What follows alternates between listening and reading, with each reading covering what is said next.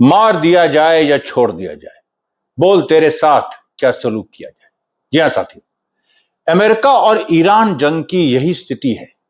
Mushtaba Khamenei के हाथ में यह ऑप्शन है, मार दिया जाए कि छोड़ दिया जाए। परिस्थितियां ऐसी घूम के आ गई हैं। अब आप सोचिए, ट्रंप के लड़के की शादी ट्रंप ने कैंसिल कर दी। तुलसी गबार्ड उनकी इंटेलिजेंस चीफ, जो 18 इंटेलिजेंस एजेंसीज अमेरिका की हैं, वो तुलसी गबार्ड को रिपोर्ट करती थी, ट्रंप की हैंडपिक्ड, जिन पे ट्रंप विश्वास रखते थे। और वो तुलसी गबार्ड जो ईरान जंग के खिलाफ थी, उनको रिजाइन करना पड़ा। अचानक ट्रंप ने अपने सबसे बड़े अधिकारियों की मीटिंग बुला ली और पूरी गलियारों में यह खबर आ रही है कि ट्रंप चाहते हैं कि ईरान पे एक छोटा सा वो स्ट्राइक करें, जैसे जून 2025 में किया था, लिमिटेड स्ट्राइक, और उस स्ट्राइक के बाद वो अपनी जीत डिक्लेयर करते। इसी के लिए देखिए, आज सुबह कतर का डेलीगेशन ईरान पहुंचा और शाम को आसिम मुनीर, पाकिस्तान का डेलीगेशन, ईरान पहुंचा। 2 डेलीगेशन पहुंचे।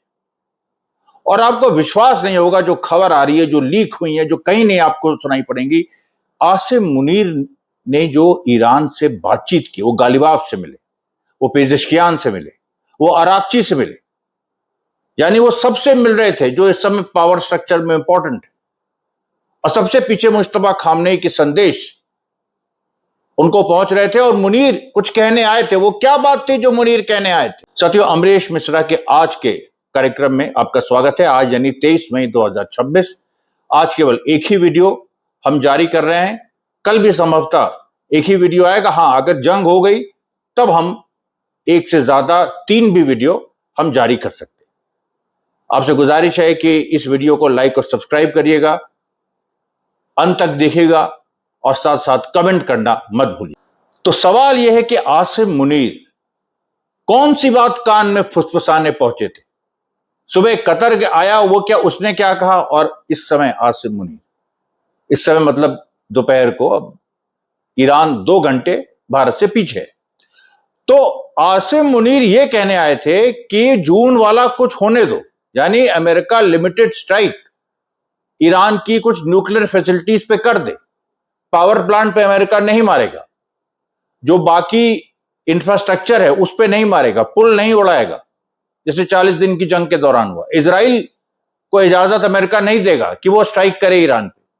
और शायद यही वजह थी कि जो नेतन्याहू और ट्रंप की इतनी हॉट टॉक हो गई, जबरदस्त हॉट टॉक, जो अभी परसों की बात है, जिसकी खबरें कल आई।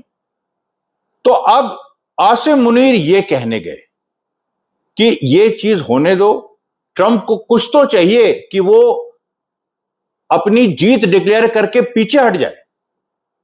एक तरह से आसिम मुनीर, अगर मैं ज्यादा नहीं कहूं तो इसको क्या कहा जाएगा, भीख मांगना नहीं कहा जाएगा। He has gone to Iran with a begging bowl. और वहां पर अब ईरान के ऊपर है कि इस चीज को माने कि वो ना माने, क्योंकि जो पूरी परिस्थितियां आप देखिए क्या है। ट्रंप को सबसे बड़ा डर क्या है? आइए इसी पे आते हैं। ट्रंप का सबसे बड़ा डर है कांग्रेस में रेजोल्यूशन, जो अमेरिका का पार्लियामेंट है, यानी अमेरिका में भी 2 हाउसेज हैं, हमारे यहां जैसे राज्यसभा, लोकसभा, उनके यहां सेनेट और हाउस ऑफ रिप्रेजेंटेटिव। अब सेनेट में डेमोक्रेट्स एक प्रस्ताव लाए थे कि ईरान जंग के किसी भी कदम को उठाने के पहले ट्रंप को कांग्रेस, दोनों हाउसेस का समर्थन लेना होगा, उनकी हामी होनी चाहिए ट्रंप के किसी भी जंगी कदम को, खासतौर पे ईरान को लेकर। तो अपर हाउस में, सेनेट में वो बिल पास हो गया। लोअर हाउस में जब वो आया, हाउस ऑफ रिप्रेजेंटेटिव में, वो बिल अगर आता तो पास हो जाता, क्योंकि बहुत सारे रिपब्लिकन्स तैयार थे डेमोक्रेट्स के साथ वोट करने के लिए, जो खुद ट्रंप की पार्टी है उसके लोग। तो जो स्पीकर है माइक जॉनसन, उन्होंने वो पूरा जो रेजोल्यूशन था उसको पोस्टपोन कर दिया। लेकिन कब तक पोस्टपोन करेंगे? 1 हफ्ता कर सकते हैं, 2 हफ्ता कर सकते हैं। वो रेजोल्यूशन जैसे ही आएगा वो पास हो जाएगा और फिर ट्रंप के पास ऑप्शंस हैं, वो फिर भी डिनाई कर सकते हैं। वो ये कह सकते हैं कि हम अभी कांग्रेस की बात नहीं मानेंगे, अभी कुछ और समय चाहिए हमको। जंग तो 8 अप्रैल को खत्म हो गई थी, उसके बाद अभी फिर शुरू हुई है, तो अब इसके बाद 60 दिन चाहिए, 60 दिन की मियाद चाहिए हमको, इस तरह की बातें ट्रंप कह सकते हैं, लेकिन उनके लिए समस्या बहुत बड़ी हो जाएगी क्योंकि इलेक्शन सर पे हैं, कैंपेनिंग चल रही है, प्राइमरीज चल रहे हैं, और ट्रंप ये भी देख रहे हैं कि अमेरिका में रोज महंगाई बढ़ रही है। कभी तेल $5 प्रति गैलन हो जाता है, कभी $6 हो जाता है, अलग अलग स्टेट्स में अलग अलग स्थितियां हैं, इन्फ्लेशन बहुत है, महंगाई बढ़ रही है। तो ये सारी परिस्थितियां ट्रंप को चारों तरफ से घेरी हुई है। उसके बाद दो दो बड़े अधिकारी उनके, जो केंट उनके काउंटर टेररिज्म चीफ, तुलसी गबार्ड, वो रिजाइन कर चुकी हैं। तो ट्रंप चाहते हैं कि एक हमला करें और पीछे हट जाएं। इजराइल को नहीं करने देंगे, हम यह हमला यूएई या सऊदी अरेबिया की जमीन से नहीं करेंगे, अमेरिका के जो मिलिट्री बेसेस हैं वहां से नहीं करेंगे, हम किसी युद्धपोत से करेंगे। जैसे एक हमला उन्होंने किया था इस्फहान पे, जो जून 2025 में टॉमहॉक मिसाइल्स वाला, वो सबमरीन से किया था। तो उस तरह से वो कर सकते हैं हमला, अमेरिका के पास वो टेक्नोलॉजी है, लेकिन उसमें ईरान की हामी जरूरी, बहुत अति आवश्यक है। इट इज इंपेरेटिव, उसके बिना कुछ नहीं हो सकता, ईरान जब तक हामी ना भरे। और ईरान क्यों हामी भरेगा? ईरान तो ये कह रहा है कि हम पे जरा सी खरोच भी आई तो हम तबाह कर देंगे, सब कुछ तबाह कर देंगे। जो भी अमेरिका का है, स्टेट ऑफ हुर्मुज में आप देख लो, अमेरिकन बेसिस हैं, अमेरिकन बेसिस से ना भी अटैक हो, फिर भी पहले तो हो चुका है, एंटिसिपेशन में ईरान स्ट्राइक कर सकता है, सेल्फ डिफेंस में स्ट्राइक कर सकता है, उसको अधिकार है। अच्छा, इसका एक और पहलू है, सोचिए आप कि ट्रंप स्टेट ऑफ हुर्मुज की लड़ाई अभी से हार गए, उन्होंने मान लिया है, यस ही हैज सरेंडर्ड। मतलब आप ये सोचिए, अच्छा अगर एक सिनारियो आप सोचिए कि उन्होंने कुछ न्यूक्लियर फैसिलिटीज पे ईरान की मार दिया और उसके बाद वो पीछे हटे, फिर ईरान का जवाब जो होगा वो अभी एक तरफ रखिए उसको। चलिए मान लिया कि उन्होंने मार दिया और वो पीछे हटे, और उन्होंने इजराइल को भी इजाजत नहीं दी, किसी यूएई को भी इजाजत नहीं दी, कुछ उधर से कुछ नहीं हुआ, लेकिन स्टेट ऑफ हुर्मुज पर तो ईरान का कंट्रोल बना हुआ है ना। ओमान के साथ मिलकर बाकायदा टैक्स वसूला जा रहा है ना। अभी कल की खबर है 34 शिप्स पास हुई, अभी आज की खबर आना बाकी है। दोपहर तक ये थी कि करीब 15 से 16 शिप्स पास हो चुकी हैं ईरान को टैक्स देके। अब इस पूरी परिस्थिति में आप देखिए कि स्टेट ऑफ हुर्मुज पे तो सरेंडर हो गए ट्रंप। अब वो ये कितना हारा हुआ खेल है कि वो कह रहे हैं कि हम न्यूक्लियर साइट्स पे अटैक करके एक जीत हम क्लेम कर लें कि हमने ईरान की न्यूक्लियर साइट्स तबाह कर दिया। अरे यही तो तुमने जून 2025 में कहा था कि हमने ईरान की न्यूक्लियर साइट्स तबाह कर दी, लेकिन अभी जो जंग शुरू हुई, जो 40 दिन की जंग 28 फरवरी को, उसके पहले भी तो यही ट्रंप ने कहा था कि ईरान के पास न्यूक्लियर वेपन्स हैं। तो अगर जून 2025 में वो नष्ट हो गए थे तो फिर से कैसे आ गए? और अगर अब तुम दोबारा एक सिंबॉलिक स्ट्राइक करोगे, प्रतीकात्मक स्ट्राइक करके, और कहोगे कि अब नष्ट हो गए, दुनिया बेवकूफ है क्या? दुनिया इतनी भी अंधी नहीं हुई अभी। एक तरफ ट्रंप अपने प्रतिनिधि भेज रहे हैं ईरान बातचीत करने के लिए, ये ईरान को मनाने के लिए कि सिंबॉलिक स्ट्राइक होने दो, और दूसरी तरफ अमेरिका ने वॉर एक्सरसाइजेस शुरू कर दी हैं। जी हां, इब्राहिम लिंकन ने आज अरेबियन सी पे, इब्राहिम लिंकन अरेबियन सी की तरफ चला गया है, वो आ जाएगा अगर हमला करना होगा तो। अरेबियन सी में उसने कुछ एक्सरसाइजेस की जिसमें अमेरिका के बहुत सारे जहाज जो गिरा दिए गए थे, स्पेशली ग्राउलर्स, F-35 का सबसे एडवांस फॉर्म लाइटनिंग 2, इन सब ने युद्ध अभ्यास किया।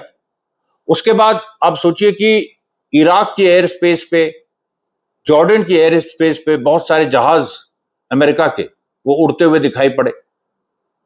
फिर जीपीएस सिस्टम बहुत सारे देशों का, गल्फ कंट्रीज का, केवल मतलब Saudi Arabia, Qatar, Kuwait, UAE, इन सबका जीपीएस सिस्टम अचानक जाम कर दिया। ये अमेरिका देख रहा था कि अगर हम हमला करते हैं जहाजी बेड़े से अपने इब्राहिम लिंकन से, क्योंकि मिडिल ईस्ट के बेसिस से अभी शायद ट्रंप हमला नहीं करना चाहते, अगर हम यहां से करते हैं तो अगर ये जहाज जब मिडिल ईस्ट को क्रॉस तो करेंगे ही, तो जब वो क्रॉस करेंगे तो ऐसा तो नहीं कि सऊदी अरेबिया इस बार ईरान को बता दे पहले से। तो वो टेस्ट ले रहे थे कि जीपीएस सिस्टम इनका हम जैम कर सकते हैं कि नहीं। और भी जो खुद अमेरिका के रडार सिस्टम्स है उनको जैम किया गया, जो सऊदी अरेबिया में। अब आप सोचिए किस माहौल में, किस तरीके से ये जंग लड़ने की सोच रहे हैं। उसमें मैं आपको बताऊं, यूएई की जो पूरी स्थिति हो गई है वो दयनीय हो गई। वेल्थ बट नो डेप्थ, यानी एक ऐसी दौलत जिसका कोई मतलब नहीं है वो यूएई के पास है। वो बहुत कुछ खरीद सकता है, टेक्नोलॉजी जमा कर सकता है, लेकिन वो एक चीज नहीं कर सकता कि उसकी जनता ही नहीं उसके पास। 70 से 80% लोग जो यूएई में रहते हैं बाहर के हैं। तो जो हथियार ये बड़े से बड़े सोफिस्टिकेटेड मंगाते हैं, उनको भी भाड़े के सैनिक चलाते हैं दूसरे देशों के। उन पे आप वॉर टाइम में कैसे उन पे आप डिपेंड कर सकते, निर्भर रह सकते? नहीं कर सकते। और ट्रंप को ये बात यूएई ने बताई भी, क्योंकि यूएई भी दोनों तरफ अब खेलने लग रहा है। ईरान जो आसिम मुनीर प्रपोजल लेके गए हैं, कतर का भी जो गया है, उसमें एग्जैक्टली क्या है वो अभी क्लियर नहीं है, लेकिन आसिम मुनीर के थोड़े से इंडिकेशन मिलने लगे कि वो बनाने गए हैं कि भाई एक स्ट्राइक होने दो ईरान को। लेकिन ईरान नहीं भी कह सकता कि नहीं, हम ऐसा नहीं मानेंगे। दूसरा ये भी हो सकता है कि ईरान कह दे अच्छा देखते हैं, एक वेग जवाब दे दे, और जब अमेरिका मारे तो ईरान दूने उत्साह से मारे, डबल स्ट्राइक करे, और जिससे फिर जंग बड़े लेवल पे भड़क जाए। क्योंकि ईरान का यह कहना है कि अभी तो अगर हम मान भी लें इस डील को, सो कॉल्ड डील, कि हमको हुर्मुज दे दो और तुम थोड़ा बम्बार्डमेंट करके पीछे हट जाओ, तो क्या गारंटी है कि 6 महीने बाद फिर से ये लोग रीग्रुप होकर हम पे हमला नहीं करेंगे? तो सारी चीजें इसी बार तय हो जाए, ईरान का यह कहना है, और इसमें लॉजिक भी लगता है। एक चीज और, जैसे ही इस बार ट्रंप हमला करेंगे, चाहे वो सिंबॉलिक हो, उस समय हो सकता है कि ईरान बाबल मंदाब स्ट्रेट भी बंद कर दे, क्योंकि आज ही जो यूके एमटीओ है, United Kingdom Maritime Trade Organisation, जो सब कुछ Red Sea, Persian Gulf, Strait of Hormuz, Bab el Mandeb straight, सब पे निगरानी रखता है, उसने कहा कि आज रेड सी के पास, यानी गल्फ ऑफ एडन, रेड सी से आगे बढ़िए, बाबल मंदाब स्ट्रेट से भी आगे बढ़िए तो गल्फ ऑफ एडन पड़ता। गल्फ ऑफ एडन में कुछ ऐसे जहाज दिखाई दिए जिनमें लोग लैडर्स लिए हुए थे, रोप्स लिए हुए थे, कुछ हथियार भी थे, और वो कुछ शिप्स को अप्रोच कर रहे थे। यह आखिरी खबर आई। हो सकता है कि ईरान ने यमन से कहा हो कि तुम तैयारी करो। वो वक्त आ गया है कि बाबल मंदाब स्ट्रेट को भी बंद करना पड़े। फिर हिजबुल्लाह भी एक्टिव हो गया, और ज्यादा एक्टिव हो गया, वो तो लगातार मार रहा है। रस नौकारा में आज हिजबुल्लाह ने मार दिया ड्रोन, जिससे कम से कम 8 इजरायली सोल्जर्स घायल हो गए। कल भी एक इंसिडेंट हुआ था जिसमें इजरायली सोल्जर्स घायल हुए थे। उसके बाद जो ब्रानिया, या जो ब्रानेत, मेरे ख्याल से वो ब्रानेत है, वो ब्रानिया लिखा हुआ आया, ब्रानेत जो बैरक्स हैं इजराइल के, नॉर्थ इजराइल के, वहां पर आयरन डोम पर भी मार दिया हिजबुल्लाह ने। अब ये देखिए, जो एचपीवी ड्रोन्स हैं, इनका कोई जवाब ना तो इजराइल के पास है, ना दुनिया की किसी ताकत के पास है, क्योंकि अगर होता तो अभी तक इजराइल के पास वो टेक्नोलॉजी आ गई होती। इजराइल ने बहुत कोशिशें की, इंप्रोवाइज करने की कोशिश की कि कैसे हम ये जो फाइबर ऑप्टिकल ड्रोन्स हिजबुल्लाह इस्तेमाल कर रहा है, इनको रोके तो कैसे रोके। उस पर फ्लेम्स भी फेंकी कि वो पूरा का पूरा जो कहीं ना कहीं कुछ तो हो गया ऐसी चीज जो आग पकड़ ले। लेकिन एक तो वो डिस्टेंस, जिस डिस्टेंस पे था, कई वो जो फ्लेमर्स हैं जो आग छोड़ते हैं इस तरीके से, जो इजराइल में गाजा में बहुत भयंकर तरह से यूज किया जेनोसाइड के दौरान, तो वो इन्होंने जब यहां यूज करने की कोशिश की तो जो हिजबुल्लाह के ड्रोन थे वहां तक वो पहुंचे ही नहीं। और उसके बाद जब वो उसका पूरा जो आग वो फेंकता है इंस्ट्रूमेंट, जब वो आग खत्म हुई तो तब तक ड्रोन आ गया, उसने स्ट्राइक कर दिया। ईरान में लगातार धरपकड़ जारी। आज काजविन इलाके में 90 मोसाद और सीआईए के एजेंट पकड़े गए, और उनको तुरंत एक तरह से पकड़ के उनको सामने लाया जा रहा है। वो ज्यादातर अपना गुनाह कबूल कर ले रहे हैं। तो ऐसी सिचुएशन में क्या है कि जो इंटरनल हालात हैं ईरान के, वो ऐसे हो गए हैं कि वेस्टर्न एनालिस्ट को ये कहना पड़ रहा है कि ये इस्लामिक सेना को अभी तक हम हार्डलाइन मानते थे, जनता से कटी हुई है, ऑर्थोडॉक्स है, जनता वहां की जो मिडिल क्लास है वो कायदे से इस तरह का नहीं है कि वो हार्डलाइन को सपोर्ट करे, और उसी के बल पे ये लोग प्रोटेस्ट वगैरह कराते रहते थे, अमेरिका और इजराइल। लेकिन स्थिति बदल गई जब जो मजदूर, किसान और निम्न मध्य वर्ग है वो सामने आ गया। अब उसके सामने आने से क्या हुआ कि IRGC की पॉपुलैरिटी बढ़ गई, और अभी जो वेस्टर्न प्रेस का की जो एनालिसिस है वो यही है कि इस समय इस्लामिक सेना की सॉफ्ट पावर, ये कभी आज तक नहीं लेगा। सॉफ्ट पावर की बात हमेशा ये होती है कि वेस्ट की सॉफ्ट पावर सबसे मजबूत है। ईरान और तमाम जो पूरब के देश है, भारत की भी, वो सॉफ्ट पावर मानते ही नहीं, कुछ नहीं। वो कहते हैं दुनिया में अगर सॉफ्ट पावर है तो फिल्मों के माध्यम से, कल्चर के माध्यम से, पूरा जो 24 घंटे जो रील्स चलती रहती है उसके माध्यम से, वो वेस्ट का है डोमिनेशन। लेकिन पहली बार वेस्टर्न एनालिस्ट कह रहे हैं कि ईरान की स्थिति बदल गई। और खबर आ रही है कि जैसे अगर इस तरह से परिस्थितियां चलती रहीं, ट्रंप देखिए स्ट्राइक करेंगे, उसके बाद जवाब ईरान देगा, और वो जवाब क्या होगा, या कोई डील हो जाती है अगर स्ट्रेट ऑफ हुर्मुज पे, कोई बड़े कंसेशन अमेरिका दे देता, हालांकि हमला करके वो कंसेशन देगा नहीं, वो तो बस ये करेगा हमला करके हम पीछे हट जाएं। वही बात आ जाती है, मार दिया कि छोड़ दिया जाए। ये पूरा जो रिमोट है ये मुश्तबा खामने के हाथ में है। तो ये देखिए आज की जंग की स्थिति थी, आज की रिपोर्ट थी। कल मैं फिर हाजिर होऊंगा, तब तक के लिए धन्यवाद साथियों, बहुत बहुत धन्यवाद।